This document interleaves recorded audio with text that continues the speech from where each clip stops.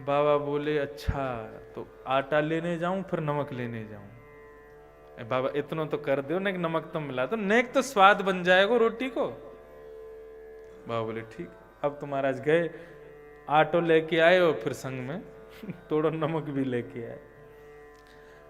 रोटी टिक्कर बना करके ठाकुर जी को पवा दी। पवा के बाबा भजन में बैठ गए। ठाकुर जी फिर प्रकट हुए, बोला बाबा आनंद अब तुम भजन करो। 20-22 घंटे भजन। बाबा का तो यही नियम, सोते कब थे पता ही नहीं, और जब से ठाकुर जी आए तब से तो सोए ही नहीं बाबा। भजन करते करते 20-22 घंटे हो गए। बाबा से फिर ठाकुर जी प्रकट हो गए, बाबा भूख लग रही है। अच्छा हाँ, आटो नमक लेके आऊं तुम्हारे काजे। बाबा सुनो एक काम और कर दिया। बोले कहा, अब रूखी रोटी निगली ना जाए नीचे, नेक वहां में घी डाल दोगे ना तो बढ़िया प्रेम तो ले जाऊंगा भीतर। बाबा बोले पहले आटे के टिक्कर पा लिए, वहां में नमक डलवा दियो, फिर घी डलवा लियो, चलो करेंगे व्यवस्था। अब बाबा आटो लेवे जाए, फिर नमक लेवे जाए। अब कोई के यहाँ, अब बेचारे के पास स्वयं के धन द्रव्य तो है नहीं, भिक्षा लेके खाते हैं। घी मांगने में पहुंचे किसी के यहाँ, भाई घी दे दो, एक कटोरी घी ठाकुर जी को भोग लगा। अब आदमी घी देने में तो सकुचाता है थोड़ा। कोई कह रहा बाबा हमारे यहाँ तो रिफाइंड ही रहे, कोई कह रहा बाबा हमारे यहाँ तो सरसों के तेल में ही खामे, बाबा हमारे यहाँ तो डालडा ही रहे। बाबा को बड़ा संकोच लग रहा है कि भैया ये ठाकुर जी आए हैं कि बला आई है मेरे ऊपर, कहां कहां से इनकी व्यवस्था करूं सारी। जैसे तैसे घी की व्यवस्था हो गई और ठाकुर जी का बढ़िया टिक्कर आदि बना के वहां में घी डाल के ठाकुर जी का भोग लगा दिया। ठाकुर जी बड़े प्रसन्न, बोले हाँ अब ठीक है। 20-22 घंटा महाराज भजन हुआ बाबा का। फिर ठाकुर जी आए, बाबा भूख लग रही है। हाँ जा रहा हूं, आटा नमक और घी। ठाकुर जी बोले बाबा सुनो, नेक एक मुट्ठी दाल और लिए ही हूं, बस वहां में यमुना जल में नेक तुम डाल के वही में घी को छोंक लगा के वो दे दोगे, दाल और टिक्कर खावे में आनंद आ जाएगा। बाबा बोले सुनो, तुमको जहां जानो तुम चले जाओ, हमसे नहीं होगी तुम्हारी सेवा। और एक और बात सुन लो, हमको आपकी सेवा से भी ज्यादा प्रिय आपका नाम जप है। यदि इस नाम जप में आप विघ्न दोगे तो हमको आपकी सेवा स्वीकार नहीं, अभी दियाऊंगा मैया को जाके। सोई ठाकुर जी चुप बैठ गए। बोले बाबा तुम प्रेम से भजन करो, टिक्कर भी हम बनाएंगे, सब्जी भी हम बनाएंगे, दोनों बैठ के पाएंगे। तो महाराज निष्ठा की बात है, आपकी किसके प्रति निष्ठा है।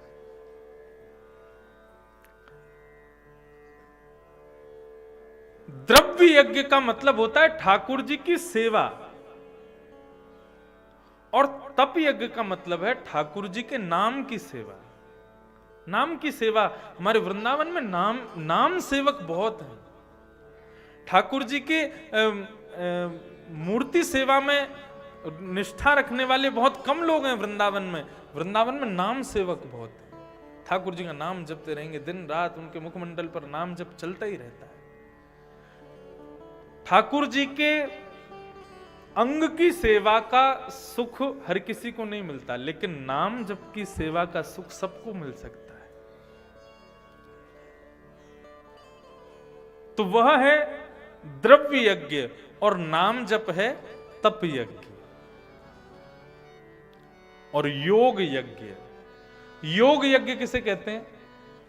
ठाकुर जी के नए नए तीर्थों का दर्शन करना, परिक्रमा करना, तीर्थ यात्राएं करना, संतों की कथा सुनने दूर दूर जाना, संतों के दर्शन करने जाना।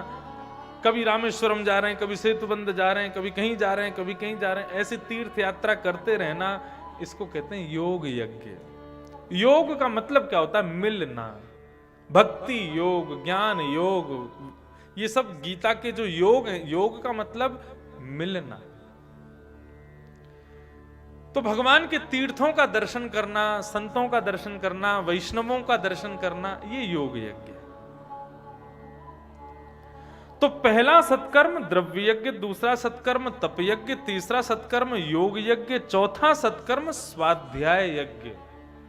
स्वाध्याय यज्ञ किसे कहते हैं? वृंदावन आए, पुस्तकालय पर गए, हाँ भाई कोई बढ़िया किताब दिखाओ ठाकुर जी की लीलाएं जिसमें हो। क्या है भाई? राधा रस सुधा निधि, उसका पठन कर रहे हैं। राधा रस सुधा निधि जब पूरी हो जाएगी उसके बाद क्या पढ़ेंगे? बोले फिर महाराज गीता जी का पाठ करेंगे। गीता जी पूरी हो जाएंगे उसके बाद क्या पढ़ेंगे? बोले वृंदावन शतक पढ़ेंगे। वृंदावन शतक पूरी। इस प्रकार ठाकुर जी के ग्रंथों का अवलोकन करना, वो है स्वाध्याय यज्ञ। और स्वाध्याय यज्ञ से भी श्रेष्ठ यज्ञ क्या है? ज्ञान यज्ञ। श्रीमद् भागवत की कथा श्रवण। इस प्रकार यहां पर 5 प्रकार के सत्कर्म बताए गए।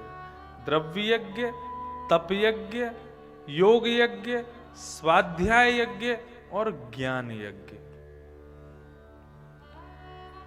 सनकादियों ने नारद जी से कहा सर्वश्रेष्ठ है ज्ञान यज्ञ, भागवत की कथा। सत्कर्म सूचको नूनम ज्ञान यज्ञ स्मृतो बुधई श्रीमद् भागवतालापः सतु गीतः सुकादिभिः। श्रीमद् भागवत की कथा सुना दो, ज्ञान वैराग्य ठीक हो जाएंगे।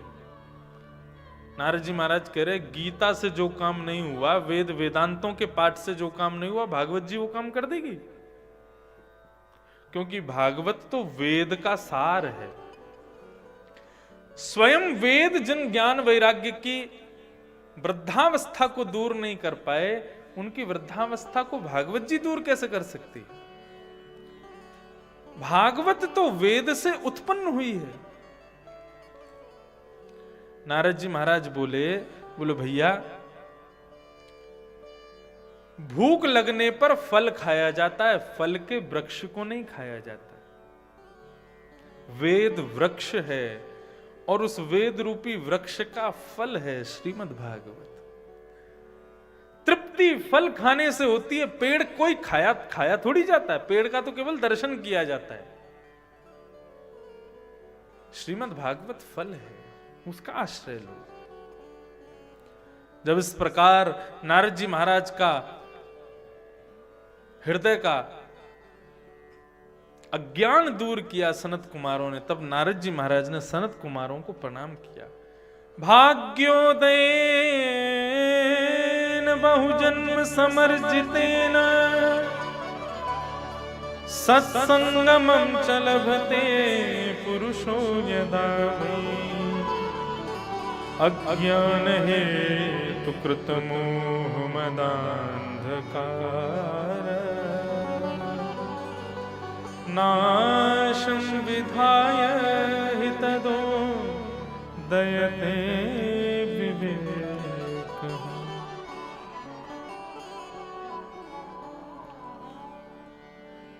नारद जी महाराज कह रहे हैं आज मेरा भाग्य उदित हो गया।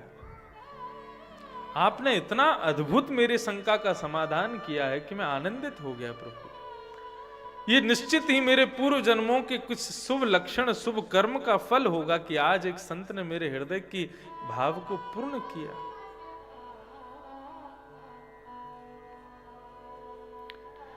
नारद जी महाराज सनकादियों को प्रणाम करते हैं और कहते हैं मन महाराज भागवत की कथा करवाओ। फिर कौन करेंगे भागवत की कथा?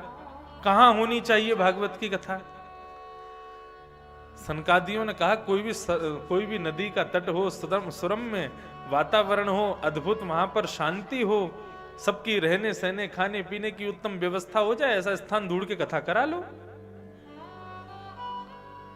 काल नक्षत्र बोले देखो कोई शुभ तिथि मिल जाए तो अच्छा, नहीं मिले तो जिस दिन कथा शुरू हो जाए वही शुभ तिथि है, कराओ। तब सनकादियों ने कहा गंगद्वार समीपे तू तटमानंद नामकम। जब तुम बद्रीनाथ से लौट के वापस जाओगे तो हरिद्वार से पहले एक आनंद वन पड़ेगा, उसी को ऋषिकेश कहते हैं आजकल, जहां से हम कल कथा करके आए। वो आनंद वन है, वहां पर गंगा जी का तट है, सुंदर सुरम्य गंगा जी की रेत है, वहां पर बट का वृक्ष लगा है, उस वृक्ष के नीचे व्यासपीठ बना देना, रेत में सारे श्रोता बैठ जाएंगे, पीने की इच्छा होगी गंगा जल पिएंगे, भूख लगेगी तो वन के फलों को तोड़ के खाएंगे। बढ़िया तुम्हारी व्यवस्था होगी, वहीं कथा करा लो। नारद जी महाराज बोले कथा की व्यवस्था हो गई, स्थान सुनिश्चित हो गया, खाने पीने की व्यवस्था हो गई, कथा कौन सुनाएगा? वक्ता कौन है? सनकादि बोले अब वक्ता तुम खोज लो, किससे करवाओगे कथा? तो नारद जी महाराज बोले महाराज जब स्थान बता दिया, सब सारी व्यवस्था आपने कर दी, तो फिर कथा भी आप ही सुनाए दो। तो सनत सनंदन सनातन सनत कुमार ये चारों वक्ता के रूप में उस आनंद वन में पधारे। बड़े बड़े देवता, बड़े बड़े ऋषि, बड़े बड़े महामुनि महाराज, नदियां भी रूप धारण करके आई, वायु भी रूप धारण करके आए, वृक्ष भी रूप धारण करके आए, विश्व के सब लोग वहां पहुंचे हैं। पहली भागवत की कथा होने जा रही है। एक व्यासपीठ और उस पर 4 वक्ता बैठे हैं। कहने का अभिप्राय वक्ता तो एक ही था, लेकिन 4 अद्भुत विद्वानों के भावों को एक साथ बोल रहा है। ऐसी अद्भुत कथा प्रारंभ हुई। श्री सूत जी महाराज सनत कुमारों ने कथा कहना प्रारंभ किया। और क्या कहते हैं? कथा कहते ही सबसे पहला उन्होंने जो भाव कहा, क्या कहते हैं? सदा सेव्या सदा सेव्या श्रीमद् भागवती कथा यस्या श्रवण मात्रेण हरिश्चित्तं समाचरे। भागवत की कथा सदा सेव्या निरंतर सुनते रहो। क्यों? बोले यस्य श्रवण मात्रेण हरिश्चित्तम समाचरेत, इसके श्रवण मात्र से हरि चित्त में प्रकट हो जाते हैं। श्रीमद् भागवत की कथा सुनने के बाद हरि चित्त में आते हैं, ऐसा तो एक जगह लिखा, लेकिन एक जगह तो ऐसा लिखा है सुनने की इच्छा भर प्रकट हो जाए हृदय में। आप मुक्तसर में बैठे हो, लेकिन आपके मन में इच्छा हो जाए कि चलो इंद्रेश जी से बात करते हैं कि भैया कौन सा समय खाली, हमें कथा सुननी है। तो जैसे ही आपके मन में यह भाव आया कि हमें कथा सुननी है, उसी क्षण हरिश्चित्तम समाचरे, हरि चित्त में आ जाते हैं। क्यों? क्योंकि कथा आप नहीं करवा सकते। ये हरि आपके मन में जैसी भावना उत्पन्न हुई कथा करानी है, तो हरि चित्त में आकर के फिर हरि ही योग बनाते हैं, हरि ही सारी व्यवस्था करते हैं, हरि ही सब व्यवस्था व्यवस्थित करते हुए फिर कथा करवाते हैं। ये जो सामने बैठे हैं ना शालिग्राम जी और ठाकुर जी, मुख्य यजमान हमारे मुक्तसर वाले नहीं है, मुख्य यजमान ये दोनों बैठे हैं, शालिग्राम जी और ठाकुर जी। इन्होंने ही कथा करवाई है, पूरी व्यवस्था इन्होंने ही की है, लेकिन सहारा आपका लिया है। हरिश्चित्तम समाचरे। सकल भुवन मध्य निर्धनास्ते धन्या निवसति हृदयेषां श्रीहरेर्भक्तिरेका हरिरपि निजलोकं सर्वथा तो विहाय प्रविशति हृदयेषां भक्ति सूत्रोपनत। संसार में सबसे बड़ा धनवान कौन है? सकल भुवन मध्य निर्धनास्तेपि धन्या। कोई व्यक्ति यदि धनवान निर्धन है, लेकिन उसके हृदय में भक्ति है, संसारिक व्यवहारिक धन उसके पास नहीं है, लेकिन उसके हृदय में भक्ति बहुत है, तो उसके भक्ति हृदय में आने से, भक्ति का सूत्र किससे बंधा हुआ है? भक्ति का सूत्र बंधा हुआ है भगवान से। तो किसी के हृदय में भक्ति आएगी तो भगवान जरूर आएंगे, और भगवान का सूत्र बंधा हुआ है लक्ष्मी से।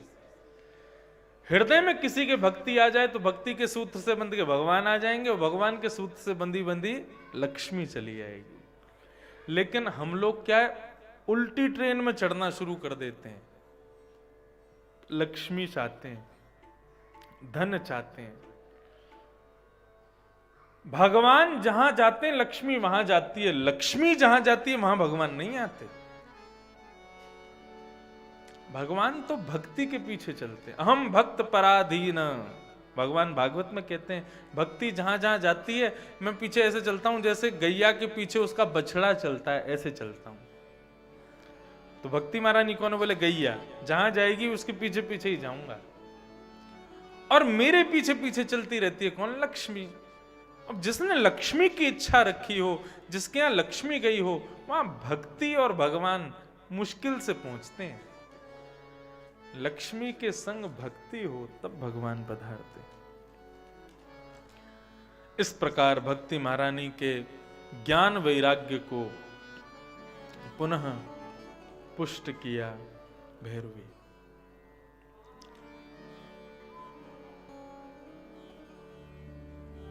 श्री नारद जी महाराज ने अपनी कथा से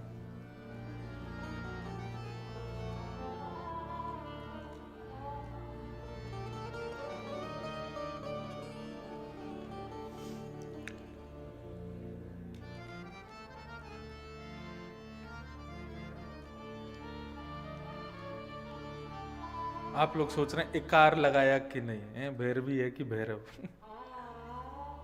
जो इच्छा हो बजा दो। सनत कुमार व्यास मंच पर बैठे हैं,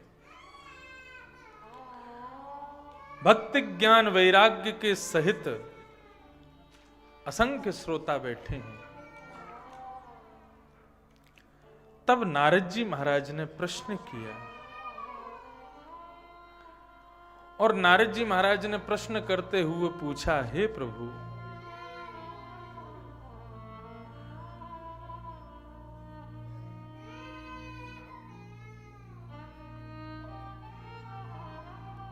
चौथे दिन होगा कृष्ण जन्म, ठाकुर जी आज ही रो रहे हैं।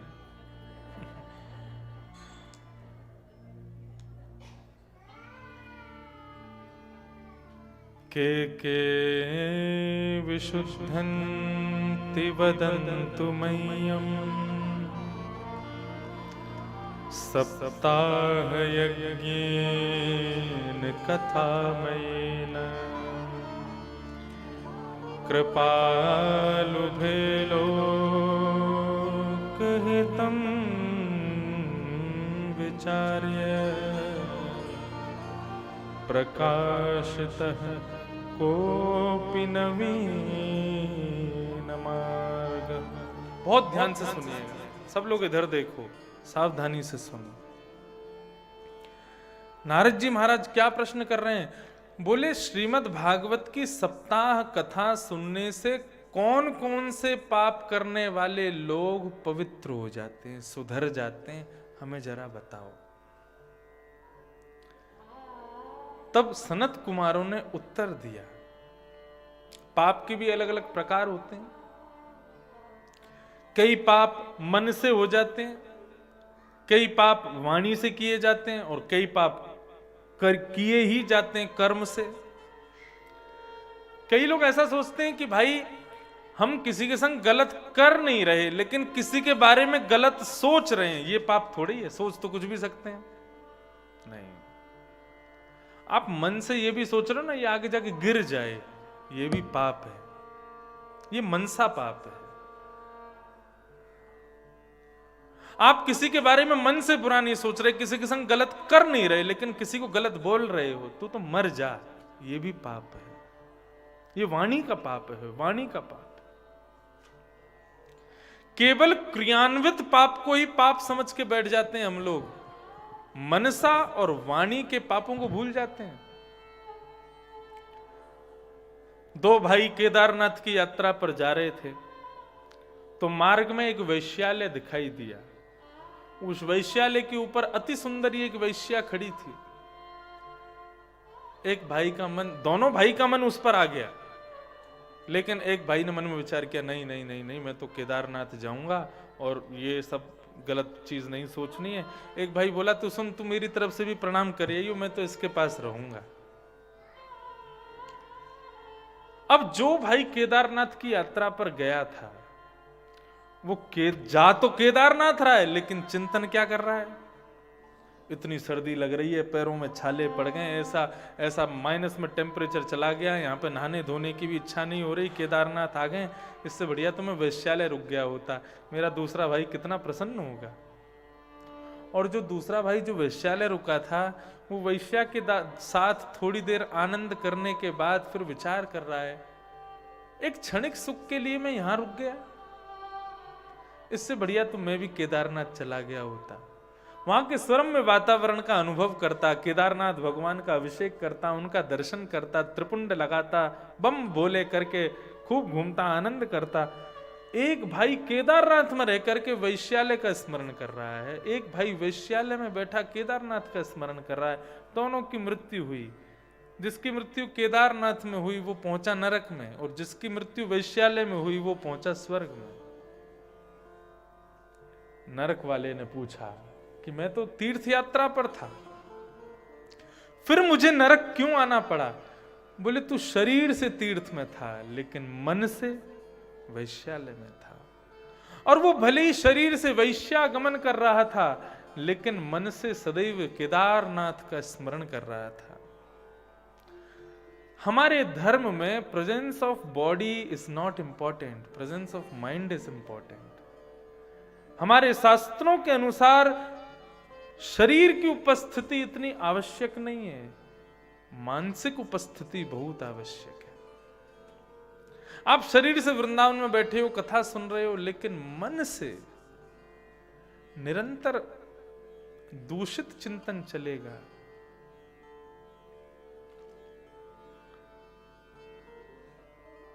तो वो श्रेष्ठ नहीं माना जाएगा।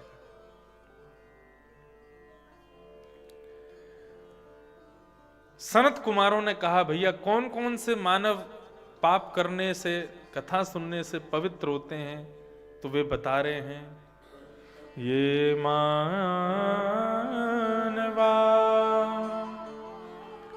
पाप कृतस्तु सर्वदा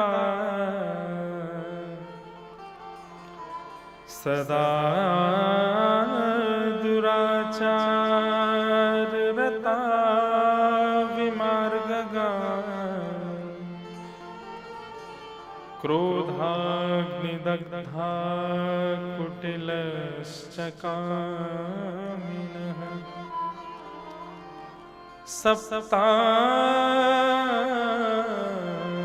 यज्ञेन खलु पुनन्ति ते।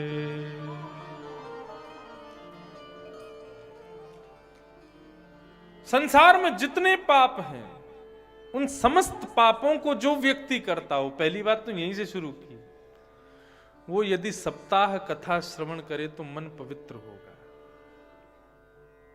सदा दुराचार, दुराचरण करने वाला व्यक्ति कथा श्रवण करे तो पवित्र होगा। दुराचरण किसको कहते हैं?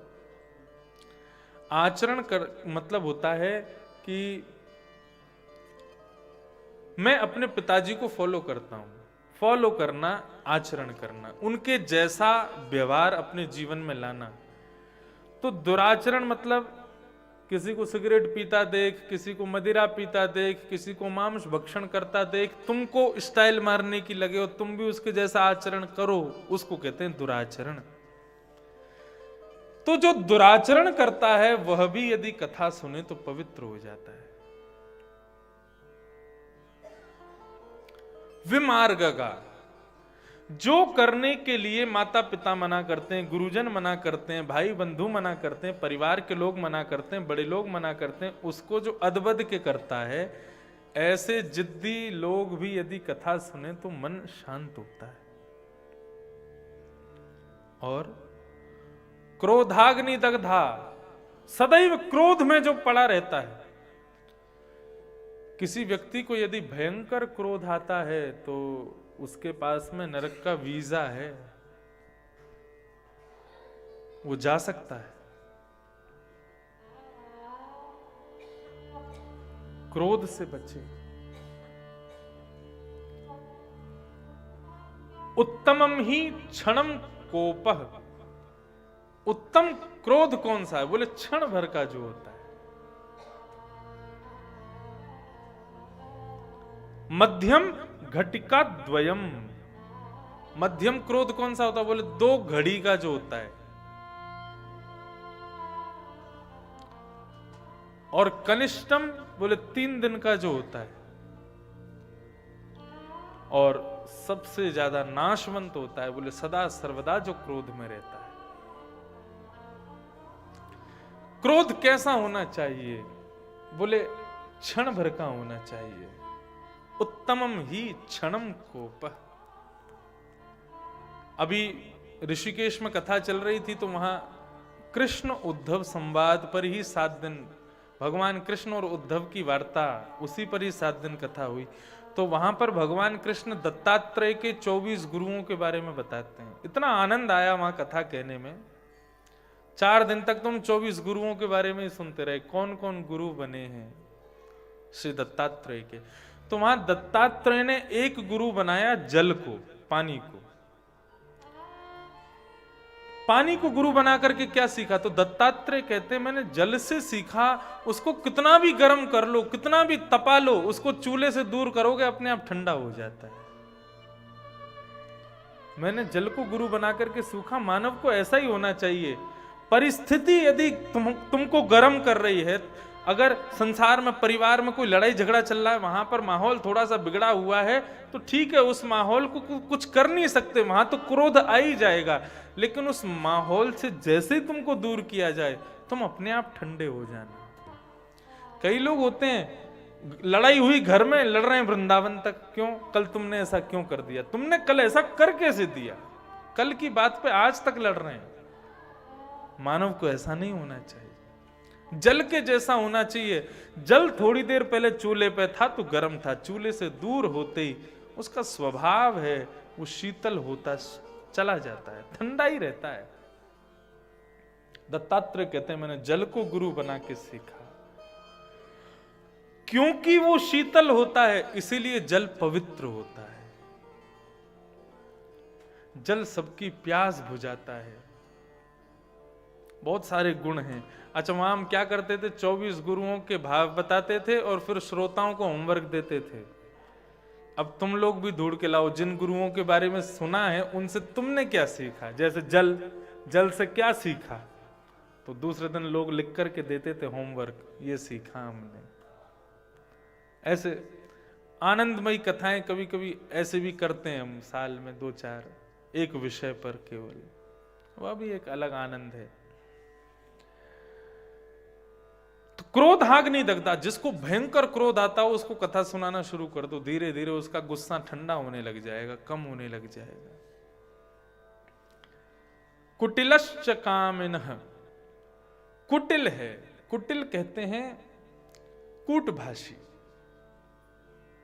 किसी को भी बोलेगा चलो तुम्हारे यहां कोई काम करता है, कोई आया है, बिना गाली के तो बोलते ही नहीं है, बिना कड़वी आवाज के तो बोलते ही नहीं है, उनको कुटिल कहा जाता है।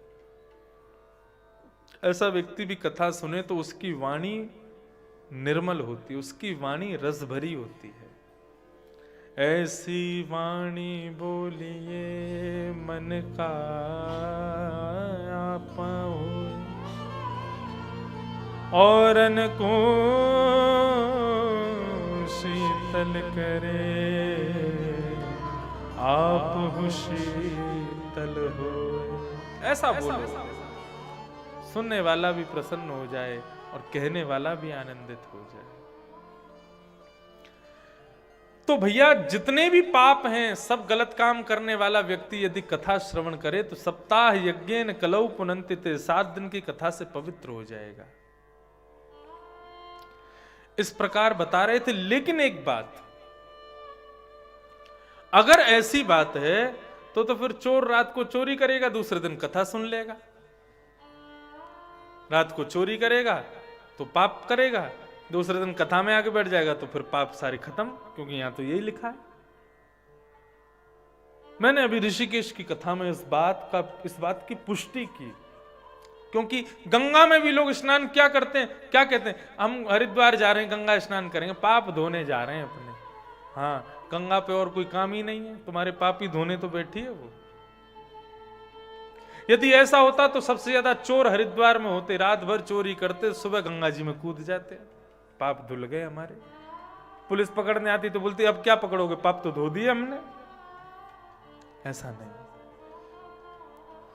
जब तक आप अपने किए का संकल्प नहीं लोगे कि मैं संकल्प लेता हूं कि आज के बाद ऐसा नहीं करूंगा, ये संकल्प लेकर के जब कथा सुनोगे तब पाप दूर होंगे।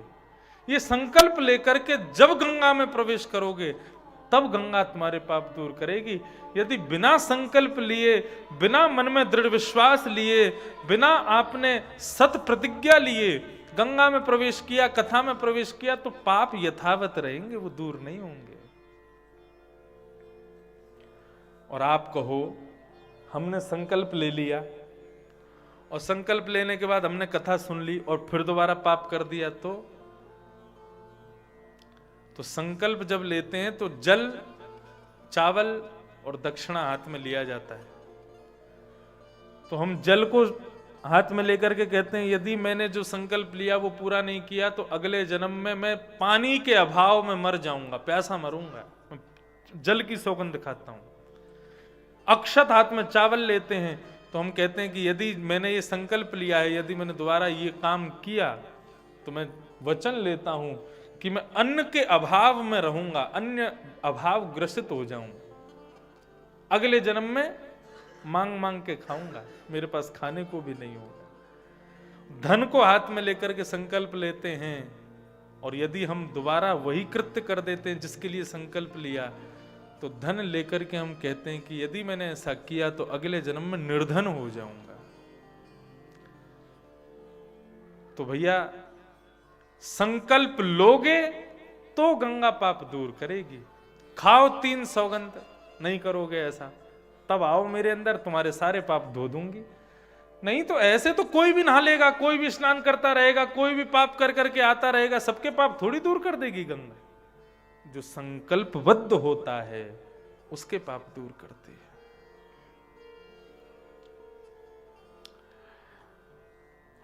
इस प्रकार से सनत कुमार बता रहे थे। तभी उन्होंने कहा कि भाई सत्येन हीना पितृमात्र दूषका, यदि कोई सत्य नहीं बोलता, असत्य बोलता है, यदि वो कथा सुने तो धीरे धीरे सत्य बोलने लगेगा। और माता पिता से बैर करता है यदि कोई, वो यदि कथा सुने तो वह भी माता पिता से प्रेम करने लगेगा। इस बात को जैसे नारद जी ने सुना, नारद जी महाराज ने कहा, बोले महाराज हमको विस्तार से थोड़ा आप बताइए इसके बारे में, ये कैसे संभव है। तब उन्होंने एक कथा सुनाई। किसकी कथा? बोले आत्मदेव की कथा। तुंगभद्रा नदी पर आत्मदेव नाम के ब्राह्मण रहते थे, उनकी पत्नी का नाम था धुंधुली। आत्मदेव के कोई संतान नहीं थी। एक दिन आत्मदेव अपने प्राणों का परित्याग करने के लिए वन में जाने लगे, तब उनको एक संत मिले। संत ने कहा, भाई कहां जा रहे हो, इतने दुखी क्यों हो, क्या बात है? आत्मदेव ने कहा, महाराज मुझको संतान नहीं है, मेरे पुत्र नहीं है, पुत्री नहीं है, बालक नहीं है मेरे, बिना बालक के कैसा जीवन। और तो और मेरे घर में जो गाय है वो भी बांझ हो गई, उसके भी कोई बालक नहीं होता। और तो और मेरे घर जो तुलसी है ना, उसमें भी पत्ते नहीं आते। कई लोग ऐसा कहते हैं कि घर में संतान होती है, बालक होते हैं तो सगुन होता है। सगुन होता है तो घर में जो गऊ होती है वह भी बालक को जन्म देती है। सगुन होता है तो तुलसी हरी भरी होती है, असगुन होता है तो तुलसी सूख जाती है। ऐसा कुछ नहीं है, सब हमारे मन के भ्रम है। हम जैसा सुन लेते हैं, समझ लेते हैं, वैसा करने लगते हैं। शास्त्र आज्ञा करते हैं संतान हो तो भगवान की कृपा, संतान नहीं हो तो भगवान की बहुत बड़ी कृपा। नंद रानी यशोदा, नंद बाबा, उनके पुत्र कौन है?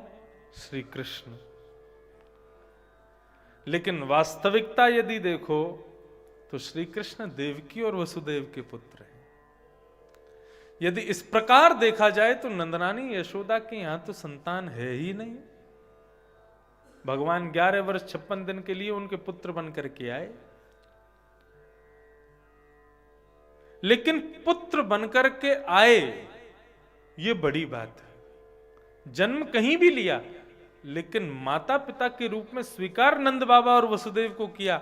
आज भी वृंदावन में यशोदा के लाल, नंद जी के लाल यही कहा जाता है, देवकी के लाल, वसुदेव के लाल, ऐसा ज्यादा नहीं कहते। संतान नहीं थी देवकी वसुदेव के, लेकिन वो भगवान को ही संतान समझते थे। वे यही सोचते थे कि हमारे कोई बालक नहीं है, इसलिए नहीं है क्योंकि भगवान हमारे पुत्र हैं, ठाकुर जी हमारे पुत्र हैं, इसलिए हमको पुत्र नहीं दिया। इसी भावना से गुजर बसर करते थे, तो ठाकुर जी ही उनके पुत्र बनकर के पधारे। ब्राह्मण को समझाया संत ने, आत्मदेव इस प्रकार अपने शरीर को आत्महत्या नहीं करते। अरे तुम्हारे इस जन्म क्या, अगले 7 जन्मों तक कोई बालक नहीं है। पति पत्नी दोनों मिलकर के भजन करो, इतनी चिंता मत करो।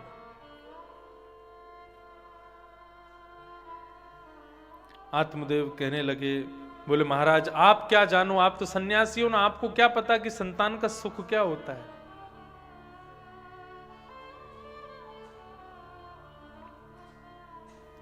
अंत तो गत्वा ये स्थिति हो गई कि आत्मदेव रुदन करने लगे, उस संत के चरण पकड़ लिए, बोले मैं अपने प्राणों का परित्याग कर दूंगा आपके सामने यदि मुझे संतान रत्न की प्राप्ति नहीं हुई तो। संत हृदय नवनीत समाना, संत का हृदय एक मक्खन के जैसा होता है। मक्खन का स्वभाव क्या होता है, वो स्वयं कभी नहीं पिघलता, लेकिन दूसरे का ताप यदि उसके पास आ जाए तो वो पिघल जाता है। रोटी गर्म होती है, मक्खन को उस पर छोड़ दो, गर्म रोटी है लेकिन पिघलता कौन है, मक्खन। टोस्ट गर्म होता है लेकिन मक्खन लगा दो तुरंत पिघल जाता है। दूसरे के ताप से पिघलने वाला है मक्खन। ठीक वैसे ही संत होते हैं, वो दूसरे के ताप से पिघल जाते हैं। उनका स्वयं का तो कोई ताप होता ही नहीं, उनका स्वयं का तो कोई कष्ट होता ही नहीं है, वो दूसरे को कष्ट में नहीं देख सकते। आत्मदेव ने तुरंत उन संत ने तुरंत एक फल निकाला और निकाल करके आत्मदेव को कहा कि आत्मदेव ये फल अपनी पत्नी को खिला देना, और मैं 1 साल का एक नियम बता रहा हूं, 1 साल तक तुम्हारी पत्नी इस नियम को करेगी, उसके घर में एक दिव्य पुत्र की प्राप्ति होगी।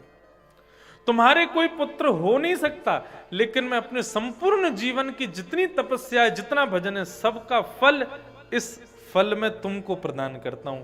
मेरे भजन के प्रताप से तुम्हारे घर एक पुत्र हो जाएगा, लेकिन याद रहे अपनी पत्नी को फल खिला देना और 1 वर्ष के ये नियम बताना। कौन कौन से नियम बताए? तब वे कहते हैं सत्यम शौचम दयादानम एक भुक्तुम तु भोजनम वर्षावद स्त्रिया कार्यम तेन पुत्रोति निर्मल। 1 वर्ष तक इस नियम का पालन करे। कौन कौन से नियम? पहला, सत्य बोले, झूठ ना बोले। अच्छा, गर्भ में बालक आ जाए, कोई मां गर्भवती हो जाए, उसको इन नियमों का पालन करना ही चाहिए। पहला, सत्य बोले। जितने दिन बालक गर्भ में है उतने दिन असत्य में, मजाक में भी असत्य ना बोलो, क्योंकि सत्य भगवान का स्वरूप है। 9 महीने बालक जब तक गर्भ में है, मैं सत्य का आश्रय लेके रहूं, मतलब भगवान का आश्रय लेके रहूं। तो पहला नियम सत्य बोले। दूसरा नियम शौचम। शौचम कहते हैं पवित्रता, साफ सुथरा रहे, ज्यादा अपवित्र वस्तुओं को अपने पास ना रहने दे, स्वयं भी अपवित्र ना रहे, साफ सुथरी रहे। मतलब उस प्रकार से रहना है जिस प्रकार मानो यही समझना चाहिए गर्भ में भगवान आए, तो भगवान गर्भ में आए हैं, तो जैसी पवित्रता, शुद्धता, निर्मलता भगवान को प्रिय है, वैसे मैं रहूं। तो पहला सत्य बोले, दूसरा पवित्रता रखे, तीसरा सब पे दया करे। गर्भवती माता है, उस समय यदि सास भी यदि टेढ़ा टेढ़ा बोल रही है, ऊंची आवाज में बोल रही है, उस पर भी दया करो, उसको भी हंस करके टाल दो, कोई बात नहीं, दया। तीसरा नियम बताया, एक भुक्तम तु भोजनम, एक समय भोजन करे। मतलब अब माताएं मुझको देख के हंस रही है, बोले हाँ तुमको क्या पता एक समय थोड़ी होता है भोजन। भोजन का मतलब है अन्न आहार का सेवन एक समय किया जाए, बाकी के समय फल खाओ, पौष्टिक वस्तु खाओ, भगवान का प्रसाद पाओ, और जो कुछ भी पाओ भगवान को भोग लगा के पाओ, शुद्ध पाओ, पवित्र पाओ। यहां तो देखो एक समय भोजन का ही लिखा है, एक भुक्तुम तु भोजनम, एक समय भोजन करे, बाकी के समय फलाहार आदि सब लेवे।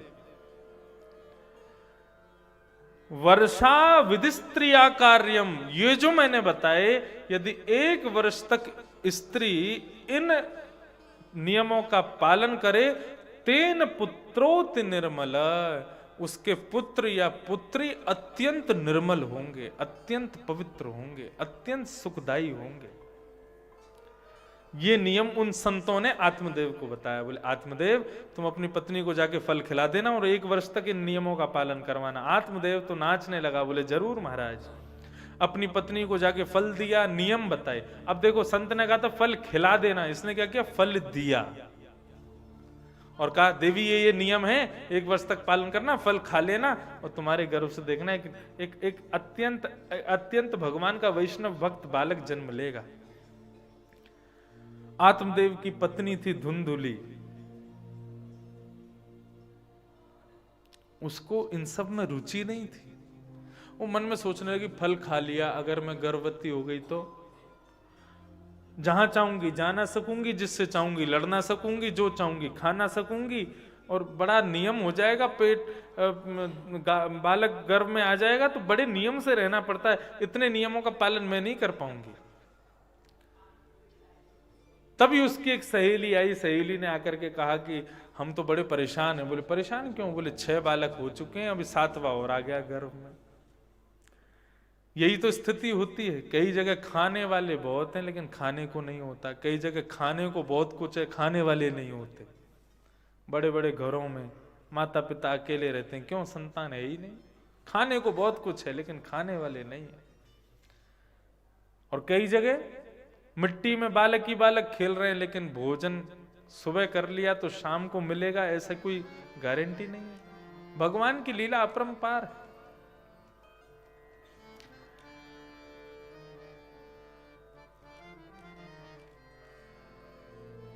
धुंधुली ने फल नहीं खाया। अपनी उस सहेली को कहा कि देखो 1 वर्ष के लिए मैं तुम्हारे साथ चल रही हूं, अपने पति को ये बोल के जाऊंगी कि मैं मायके रहूंगी। अब मैं फल खाया है, गर्भ में बालक है, मां के यहां रहूंगी तो ज्यादा सेवा होगी। 1 वर्ष बाद तुमको धन दे दूंगी, तुम अपना बालक मुझको दे देना। रही बात इस फल की, तो हमारे घर की गाय भी तो बांझ है, उसके भी तो कोई बालक नहीं, फल उसको खिला दूंगी। फल जाकर के गाय को खिला दिया, स्वयं चली गई अपनी सहेली के घर रहने, उसको बहुत सारा द्रव्य धन दे दिया। 1 वर्ष बाद जब उसके यहाँ बालक हुआ, उसी बालक को लेकर के धुंधुली घर आ गई और कहने लगी ये मेरा पुत्र है, मैंने पुत्र को जन्म दिया। आत्मदेव नाचने लगे, प्रसन्न हो गए महाराज कि मेरे घर पुत्र ने जन्म लिया। तभी गाय की रम्भाने की आवाज आई, गौशाला की ओर देखा तो उसकी गर्भवती गाय ने भी एक बालक को जन्म दिया, जिस बालक का शरीर तो मानवों जैसा है लेकिन कान गाय के समान है। दोनों बालकों का नामकरण हुआ। धुंधुली बोली मैं अपने बेटे का नाम रखूंगी, मेरा नाम धुंधुली, बेटे का नाम धुंधुकारी।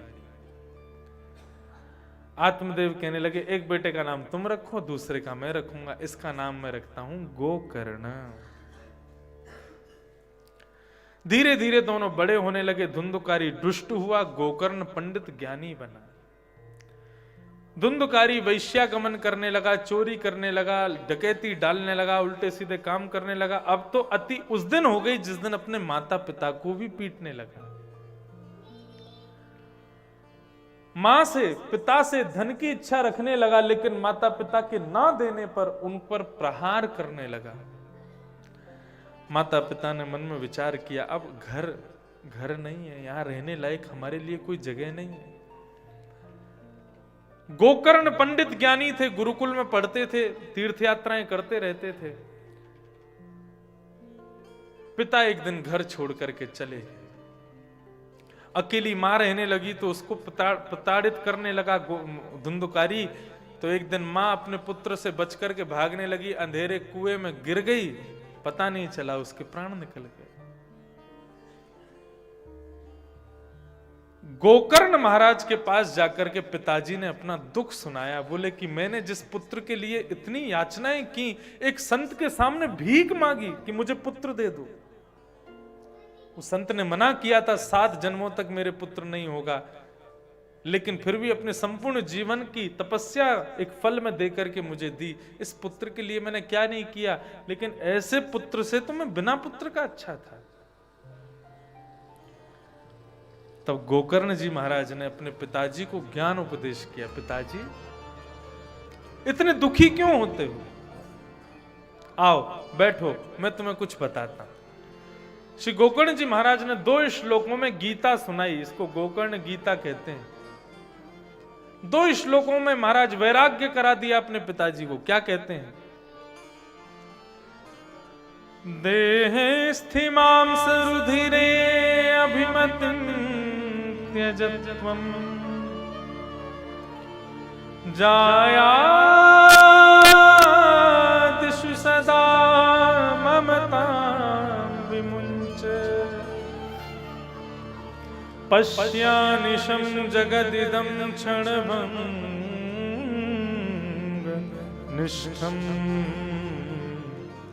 वैराग्यरागरसको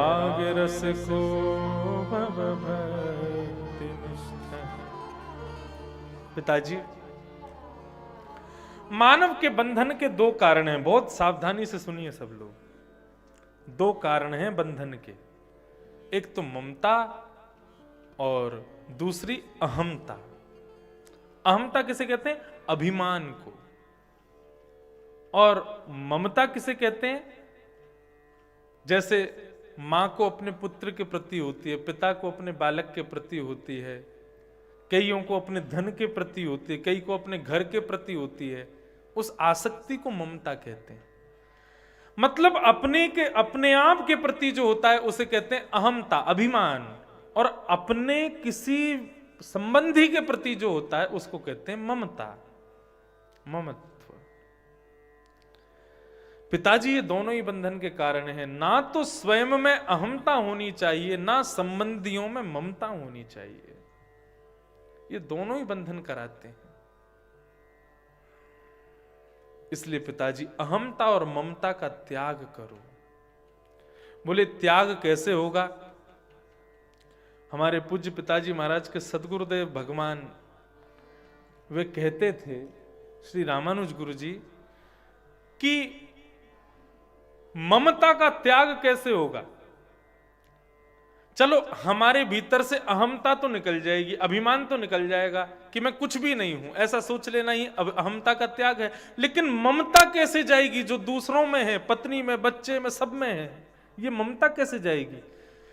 तो सदगुरुदेव भगवान कहते थे कि व्यक्ति की ममता किसमें नहीं होती? मरे हुए शव में नहीं होती। हम रोते जरूर हैं शव को देख करके, उसके आगे बिलखते जरूर हैं, लेकिन फिर भी हमारा हृदय ये तो स्वीकार कर ही चुका कि ये मर गया, अब ये लौट के नहीं आएगा। अगर कोई कह दे, अच्छा ठीक है तुम इतने रो रहे हो, कोई बात नहीं, हम इसको छोड़ जाते, नहीं ले जा रहे शमशान, इसको रखो घर पे ही रखो अपने, क्या हम स्वीकार कर पाएंगे उसको? नहीं कर सकते। जिसकी मृत्यु हो जाती है तो उसका तो अस्वीकार हो ही जाता है। रोना हमारा कष्ट है, लेकिन हम स्वीकार कर चुके हैं कि अब ये आएगा नहीं, अब इसको हम रख भी नहीं सकते, इसको शमशान भेजना ही पड़ेगा। गुरुजी कहते थे मरे हुए के प्रति ममता नहीं होती, तो फिर एक काम करो ना। बोले क्या? सामने जीते हुए सब लोगों को मरा हुआ ही समझो, बोले सब मरे हुए हैं। बोले किसी के प्रति ममता नहीं होगी। फिर ये जितने मेरे सामने घूम रहे हैं, परफ्यूम लगा के घूम रहे हैं, नीली टी शर्ट पहन के घूम रहे हैं, हरी टी शर्ट पहन के घूम रहे हैं, बढ़िया तिलक फोटा लगा के घूम रहे हैं, ये सब शव घूम रहे हैं, मरे हुए मुर्दे घूम रहे हैं। ऐसी दृष्टि यदि हो जाए तो किसी में ममता होगी ही नहीं, किसी में आसक्ति होगी ही नहीं। और जब किसी में आसक्ति नहीं होगी तो फिर आसक्ति जो हमारे भीतर है कहीं तो होगी, तो ठाकुर जी में हो जाएगी, ठाकुर जी के प्रति हो जाएगी। पिताजी अहमता और ममता का त्याग करो। और दूसरे श्लोक में कहते हैं धर्मम भजस्व सततम त्यज लोक धर्मान सेवस्व साधु पुरुषा जहि काम तृष्णा अन्यस्य दोष गुण चिंतनमा मुक्त्वा सेवा कथा रसमहो नितराम पिबत्वम्। पिताजी धर्म को भजो, धर्मम भजस्व त्यज लोक धर्मान। लोक धर्म की ज्यादा चिंता मत करो, वो क्या सोचेगा, वो क्या सोचेगा। संसार के लोग तो यही करते हैं, लोगों का काम है क्या, कैसे है, कुछ तो लोग कहेंगे, लोगों का काम है कहना। छोड़ो बेकार की बातन में बीत ना जाए रात, बीत ना जाए रहना। हाँ, कुछ तो लोग कहेंगे, लोगों का काम है कहना।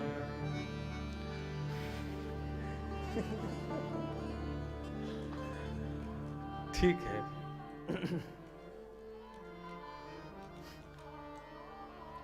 कुछ तो लोग कहेंगे, तो लोग तो कहते हैं, लोक धर्म को छोड़ो। ताई जी रूठ गई, क्यों रूठ गई? शादी में आई थी, किसी ने पुआ के लिए पूछा नहीं, माल पुआ खा लो, इसलिए रूठ गई। फूफा जी रूठे बैठे हैं, क्यों? बोले कि इतनी बड़ी कथा कराई, हमको फोन तक नहीं किया। बोले कार्ड भेजा तो था। बोले कार्ड से क्या होता, फोन थोड़ी किया था। ये लोक धर्म में हम लोग लगे रह जाते हैं, इसको मना, उसको मना, इसको मना। ज्यादा किसी की हाजी हजूरी मत किया करो। ठीक है, हम संसार में हैं, लोक धर्म कहीं कहीं उसको पालन करना पड़ता है, लेकिन लोक धर्म में ही कई लोग लगे रहते हैं। कोई रूठ ना जाए, कोई रूठ ना जाए, कोई बुरा ना मान जाए, किसी को बुरा ना लग जाए। हम दूसरे को बुरा ना लग जाए उसके चक्कर में अपना हनन करते रहते हैं। कभी कभी समय ऐसा आता है, अपने बारे में भी विचार करो। हम क्या कर रहे हैं, किसके लिए कर रहे हैं, क्यों कर रहे हैं, ये क्या जरूरी है, क्या नहीं है जरूरी, वो सब भी विचार करो। क्योंकि भाई अकेले आए थे, अकेले जाओगे, कोई साथ नहीं जाएगा।